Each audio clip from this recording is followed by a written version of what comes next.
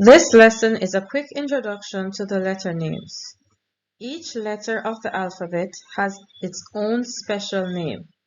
We need to make sure that we know the names of the letters before we learn letter sounds. This content can be found on page 5 of the book, Reading Made Easy. We will now learn the name of each letter. A, A, B, B, C, C, D, D, E, E, F, F, G, G, H, H, I,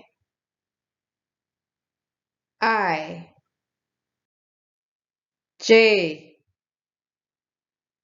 J, K, K, L, L, M,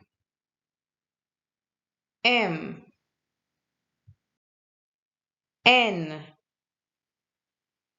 N, O, O, P, P, Q, Q, R, R, S, S, T, T, U,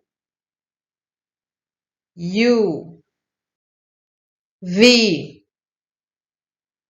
V, W, W, X, X, Y, Y, Z, Z. This concludes our lesson on letter names. Be sure to watch our other videos.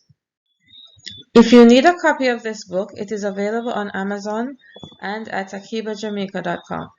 Don't forget to like this video and subscribe to our channel.